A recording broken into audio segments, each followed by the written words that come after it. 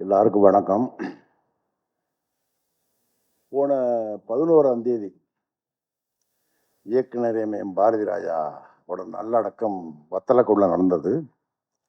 அதுல சாரு நானும் பக்கத்துல உட்கார்ந்துருந்தோம். அந்த மயான கரையில பாக்கியராஜ் சார், இந்திய திரையுலகின் திரைக்கதை மாமன்னன் அவருடைய மரணம் நான் கிளம்புறேன். அப்படித்தான் தகவல் கிடைச்சு. எனக்கு மட்டும் இல்லை, உங்களுக்கு மட்டும் இல்லை, தமிழ் திரையுலகத்துக்கு மட்டும் இல்லை, இந்திய திரையுலகத்துக்கே ஒரு மிகப்பெரிய இழப்பு. அந்த துயரத்தோடு தவிர்க்க முடியாமல் இந்த நிகழ்ச்சி நடந்துகிட்டு இருக்கு.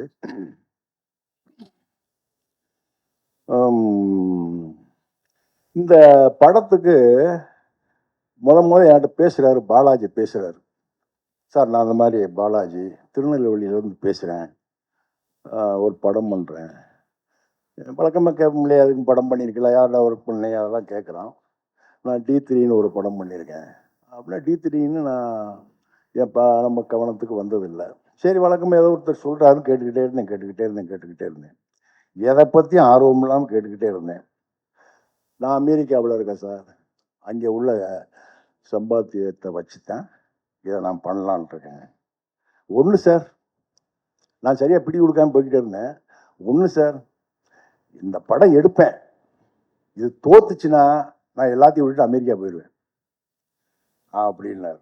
இந்த ஒரு வார்த்தைக்கு நான் அவர்கிட்ட மறுபடியும் எதுவுமே பேசலை. தேதியை கேட்கல, சம்பளத்தை கேட்கல, எதுவுமே பேசலை. சரி பாலாஜி பண்ணுறேன் பழைய.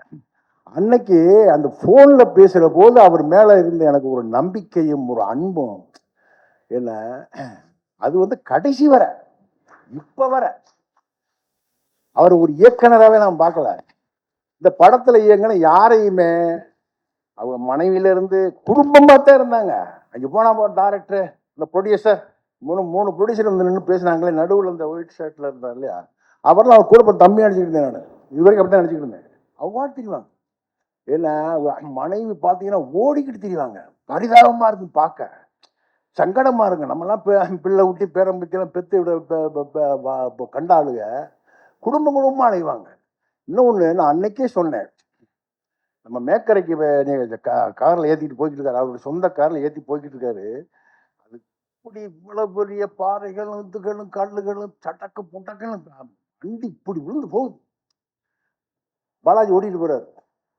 அங்கே போய் மேக்கரைன்னு அங்கே ஒரு இது மழை பேஞ்சிக்கிட்டு இருக்கு. ஜூனியர் ஆர்டிஸ்ட் உட்காந்துருக்காங்க. இருட்டு, நைட்டு 1 மணி 2 மணி.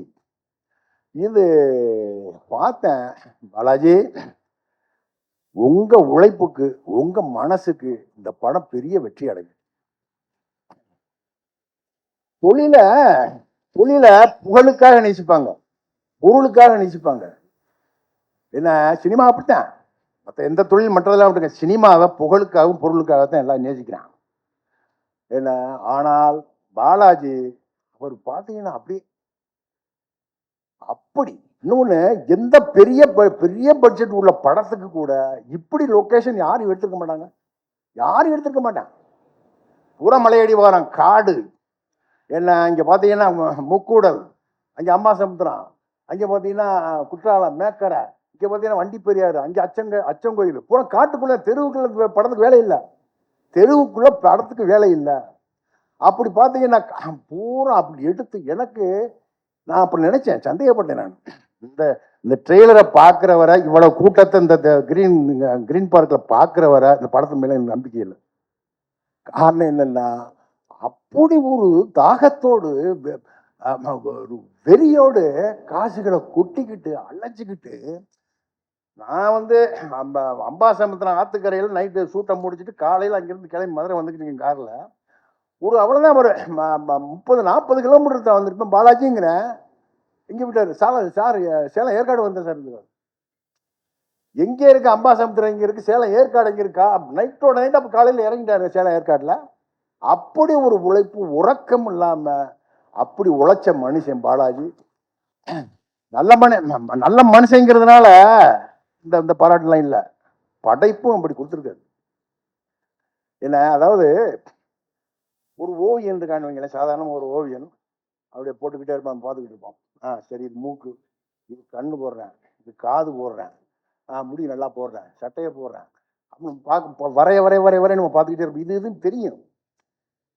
ஏன்னா இது ஒரு ஒரு ஆம்பளையை வரைகிறேன், ஒரு பொம்பளையை வரைகிறேன் அப்படி நம்ம கண்ணுக்கு முன்னாடி பார்க்கலாம். ஆனா இந்த ஓவியன் போட்டாங்க ஒரு ஓவியம், ஏன்னா என்ன வரைகிறான்னு தெரியல, எந்த கோட்டை கிழிக்கிறேன், என்ன பண்றேன்னு தெரியல, உண்மை தெரியல. பார்த்தீங்கன்னா ஒரு மாடர்ன் ஆர்ட் வந்து நிற்குது, ஒரு நவீன ஓவியம் வந்து திரையில நிற்குது. அவன் தான் பாலாஜி. பாலாஜி அன்னைக்கு நீங்க சொன்னீங்க சார், தோத்துட்டேன்னா மூட்டை கட்டிட்டு அமெரிக்கா போயிடுவோம். நீங்க நிச்சயம் போக மாட்டீங்க. ஏன்னா தமிழ் சினிமாவில் உங்களுக்கு மிகப்பெரிய இடம் இருக்கிறது. எல்லாரும் உங்க ஆதரவு தரணும். ஊடக நண்பர்கள் இந்த படத்துக்கு பெரிய ஆதரவு தரணும். நிச்சயமா நான் பங்கெடுத்த இந்த படம் ஒரு மிகச்சிறந்த படமா இருக்குன்னு நம்பிக்கையில விடைபெறுகிறேன். நன்றி, வணக்கம்.